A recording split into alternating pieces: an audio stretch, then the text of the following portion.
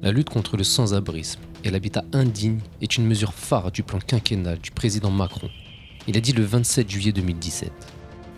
La première bataille, c'est de loger tout le monde dignement. Je ne veux plus, d'ici la fin de l'année, avoir des femmes et des hommes dans les rues, dans les bois ou perdus. C'est une question de dignité, c'est une question d'humanité et d'efficacité là aussi. Lors de ses vœux 2018 aux Français, il dit également: Je veux que nous puissions apporter un toit à toutes celles et ceux qui sont aujourd'hui sans abri. Le gouvernement s'est beaucoup engagé ces derniers mois en cette direction et a beaucoup amélioré les choses, mais il y a encore des situations qui ne sont pas acceptables et que je n'accepte pas davantage que vous. Nous continuerons donc l'effort indispensable pour réussir à pleinement respecter l'engagement que j'ai moi-même pris devant vous. Comptez sur ma détermination entière en la matière. Les bâtisseurs d'égalité se sont intéressés à la politique menée localement sur cette thématique, notamment à Sevran, aux 8 rue Pierre Brossolette, qui abrite régulièrement des personnes en situation d'urgence. Ce bâtiment est une propriété de la ville de Sevran. Les bâtisseurs d'égalité sont allés à la rencontre de ses habitants pour savoir comment la ville gère ces situations, parfois désespérées. C'est qu'en fait j'ai acheté un appartement malheureusement dans un immeuble où on devait éventuellement faire des travaux, qui a été mis en arrêté de péril. On a accompagné de la police à 8h du matin, on nous a tous mis dehors. On s'est dirigé au même titre que tous les gens à la mairie. Ils ont dit écoutez, vous appelez le 115. La première semaine, on dormait, mon fils faisait la sieste dans la voiture. Tout le monde le voyait dormir. Et donc ça a mis 1 an et demi pour qu'ils m'attribuent cet appartement. On dormait devant la mairie pour qu'ils nous attribuent un logement. Ils m'ont dit que c'était un logement d'urgence pour 6 mois. Ils m'ont dit qu'ils allaient me contacter pour la signature du bail. Jusqu'à maintenant, j'attends.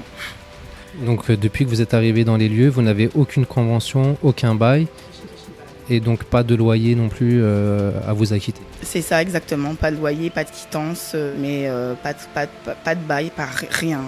C'est comme si j'étais en... Sans droit ni titre, on va dire. Sans droit ni titre, exactement, c'est ça. Donc moi je les ai relancés plusieurs fois, mais sans succès. Faute d'entretien, les lieux sont par ailleurs devenus insalubres, une vraie poubelle. On n'en peut plus et moi j'ai hâte de partir. Je cherche même hors mairie pour pouvoir partir de cet endroit. C'est pas possible, je peux pas. Là, à côté de l'école, c'est le seul bâtiment en fait qui est laissé à l'abandon. À force de ne rien faire, ça se dégrade automatiquement. La peinture, la tuyauterie, la plomberie, le chauffage des parties communes, les escaliers, les plafonds. Il y avait un appartement où il y avait une fuite de radiateur, ça a duré 4 mois. Il peut y avoir un danger parce que si ça touche un compteur électrique...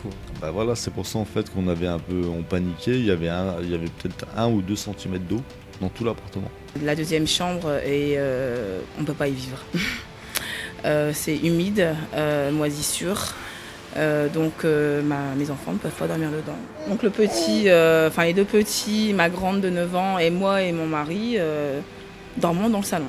Je suis allée l'année dernière, au mois d'avril, déposer un renouvellement de dossier donc à la mairie de Sevran.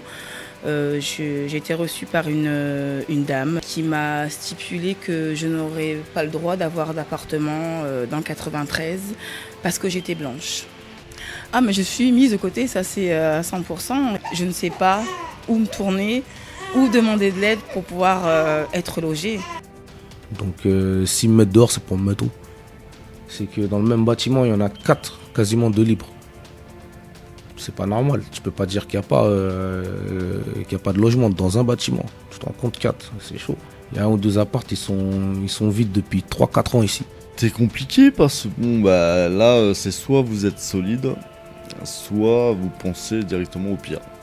Donc il y avait 2 solutions, soit c'était le pire, alors moi j'ai pensé au pire et puis après je regardais mon fils et je me disais moi comme j'ai pas eu la chance d'avoir aussi un papa assez présent.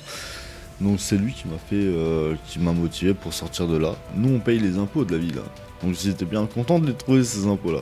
Donc à la fin on peut pas dire tiens on vous met dehors, vous continuez à payer les impôts, vous êtes à la rue et puis vous vous débrouillez. En gros, c'est ce qu'ils ont fait avec nous. Aujourd'hui, j'étais obligé d'accumuler les travails les uns sur les autres, hein, pour pouvoir justement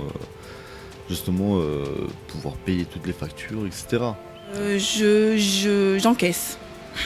J'encaisse. Je prends sur moi. J'essaie de pas trop montrer, surtout à mes enfants, qu'il y a des moments je vais très mal parce que c'est un ras-le-bol en fait. Heureusement qu'il y a des personnes qui sont là pour nous soutenir. Ils veulent tous nous faire partir, donner l'immeuble à un bailleur.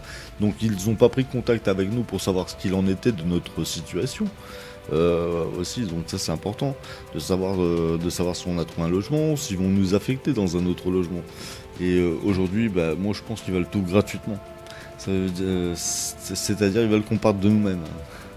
Qu'on trouve un appartement. Pour les laisser en fait, pour qu'ils aient ça en moins à faire.